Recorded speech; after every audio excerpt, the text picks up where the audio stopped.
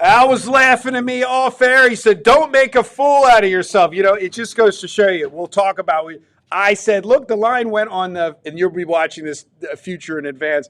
The line went to the Fever 2.5 up to 4." I said, "Everybody's always," and you said she's not playing. I don't even know. People don't realize, Al. I really don't know. I'm involved with syndicates, professional handicappers. I just like literally Costi's behind me. He's Mr. Know every player, know who's injured, know who's not. I literally don't know. People ask me, how can you do this without?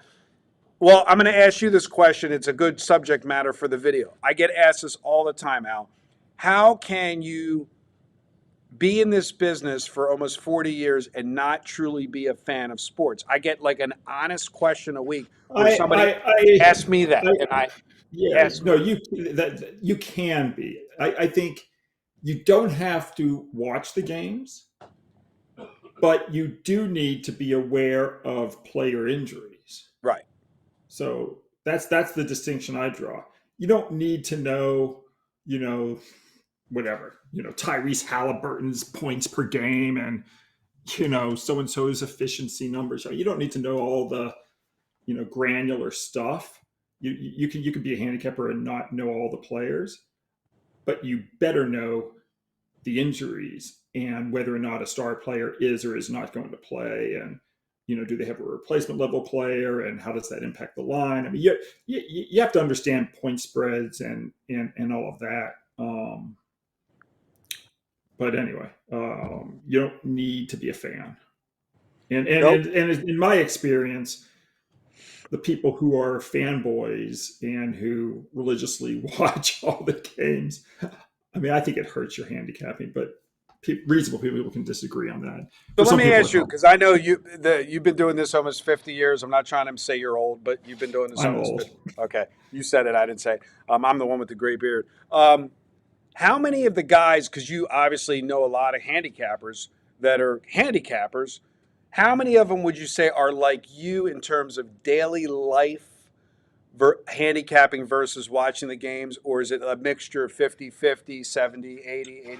I Mitch, I think Mitch, I Mitch think loved watching I the think games. I think most handicappers are watching the games. Yeah, because we know Mitch loved watching the games. Mitch loved it. Yeah, there's nothing wrong. I think a minority are like me who at this point in their lives. Don't get me wrong, I used to watch the games when I was in my teen, when I was a 13-year-old and a 20-year-old handicapper and a 25-year-old handicapper and whatever. I was watching games. I'm just not doing it now. Before we get to the complimentary selection, I had a lot of people reach out to me regarding the getting the summer free. Yes, guys, if you pick up early bird college and pro football and basketball, I'm gonna give you via Al's channel June, July, August for free, but you'll be paying ahead of time for September, October, November, December, January, February, and March and April, because we roll all the way into NBA because we don't separate. It's not college and pro football. It's the college and pro football / college and pro basketball season. With that being said, talk to me about when you get the series. Has this been a unique NBA series where it's just been like definitely unique in the last couple of years? It's been unique in the last 30 some years. The fact that we came within one game of not having a top two seeded team, in other words, the top four seeds, two in the East, two in the West, we came within a game seven between Denver and Oklahoma City of not having any of the number one or number two seeds in the semifinals. I mean, that's insane. Um, the fact that Boston, Cleveland, and Houston are all not there is crazy.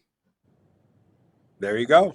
So with that being said, which sport are we looking at as your complimentary So selection? basically, what we have, as Charles Barkley said on TV a few days ago, we have the Oklahoma City Invitational. That's what we have. There you go. And I will say the last game, that game 7, you had a 10-unit play on Oak City, and we haven't had one since. And like I said, we're not going to manufacture those. Somebody texted me, goes, "Man, when he has a 10-unit, he's pretty on. I wish he had more of them." I said, "Did you ever think of it I the do other?" Wait, I too. said, "Did you ever think it the other way? The reason why he's pretty on is because he doesn't have a lot of them." No, I mean, I wish we had more. It's just, I mean, they're just, it's just rare. We probably won't have one.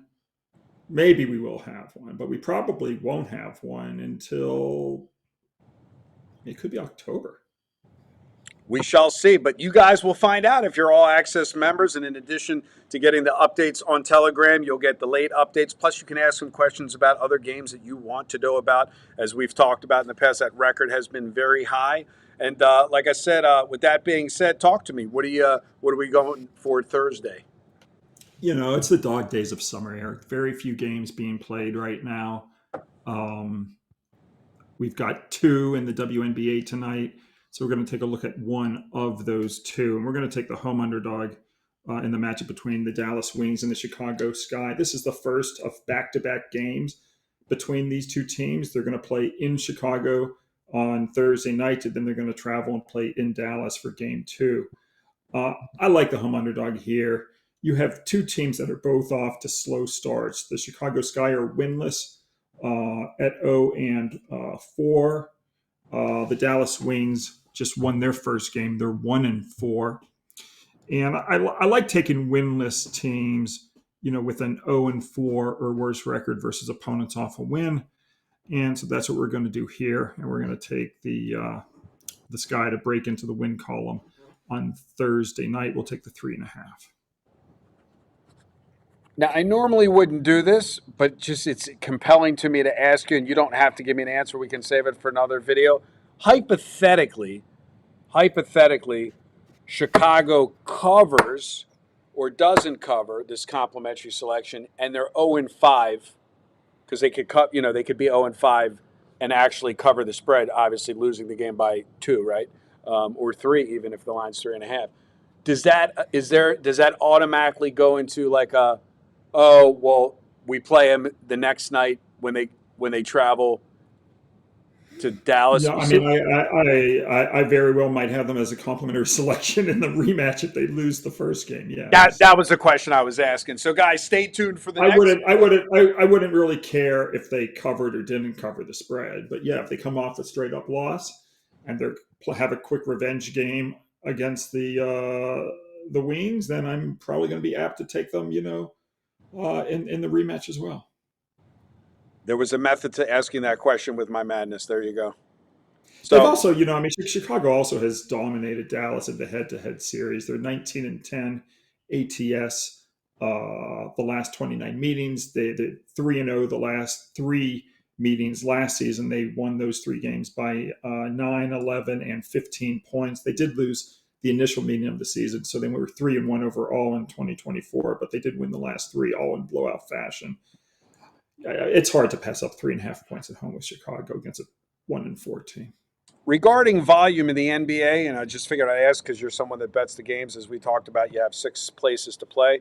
Can you get considerable volume down on the WNBA, or is it really hard? I do not put, I guess the best way to say it is I don't know because I don't bet the amounts Got it. on WNBA that I bet. So, like, if I'm betting, 25,000 on a 10-star down to 5,000 on a Right. 2-star, I'm not betting that kind of money on a WNBA game. So I've never come up against it where I got limited. So the truth is I just don't know. Fair answer. I could go look at my sports books and see what the limits are in WNBA, but I'm betting small in WNBA. I'll defer it. I actually, it's a good thing for me. I'm going to look into that. Maybe I'll hit the extra button on my site to see if I get the bet through or not.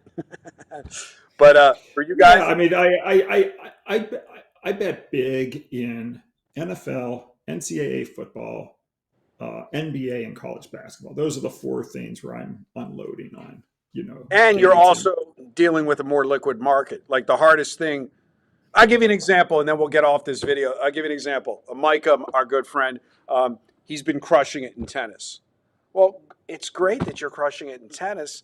I got 20 accounts that allow me to bet $200 a game on tennis. Right.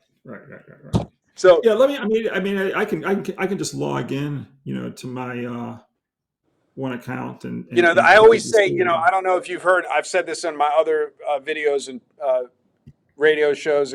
You know, if you're a professional bettor, it sounds cocky. We have Mike had coined the phrase to me. He says, "It's easy to win. It's hard to bet." It's easy, Right. you know.